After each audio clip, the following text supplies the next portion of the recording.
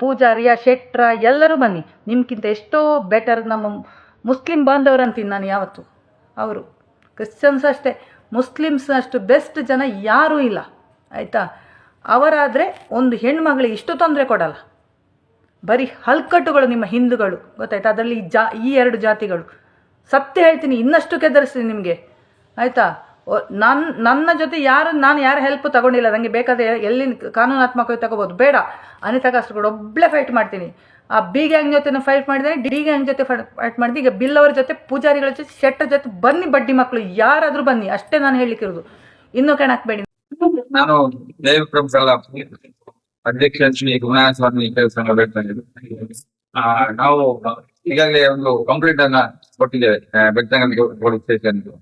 ಕಾರಣ ಏನಂತ ಹೇಳಿದ್ರೆ, ಅನಿತಾ ಕಾಸರಗೋಡು ಎಂಬ ಒಂದು ಮಹಿಳೆ ನಮ್ಮ ಜಾತಿ ಪೂಜಾರಿ ಜಾತಿಗಳು ಬಗ್ಗೆ ಭಾರಿ ಕೆಟ್ಟದಾಗಿ ಅವಹೇಳನಕಾರಿಯಾಗಿ ಮಾತಾಡಿದ್ದಾರೆ. ಅವಳು ಸಾಮಾಜಿಕ ಜಾಲತಾಣದಲ್ಲಿ ಆ ಒಂದು ವಿಡಿಯೋವನ್ನ ಹರಿಬಿಟ್ಟಿದ್ದಾರೆ.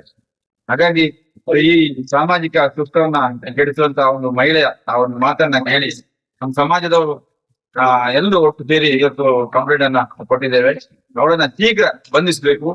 ಬಂಧಿಸದಿದ್ರೆ ಮುಂದಿನ ದಿನದಲ್ಲಿ ಬೆಳ್ತಂಗಡಿ ತಾಲೂಕಿನ ಎಲ್ಲ ಸಮಾಜ ಬಾಂಧವರನ್ನ ಸೇರಿಸಿಕೊಂಡು ನಮ್ಮ ಸಂಘದ ವತಿಯಿಂದ ತೀವ್ರತರದ ಪ್ರತಿಭಟನೆಯನ್ನ ಮಾಡುತ್ತಿದ್ದೇವೆ. ಹಾಗಾಗಿ ಅವಳನ್ನ ಶೀಘ್ರವಾಗಿ ಬಂಧಿಸಬೇಕು.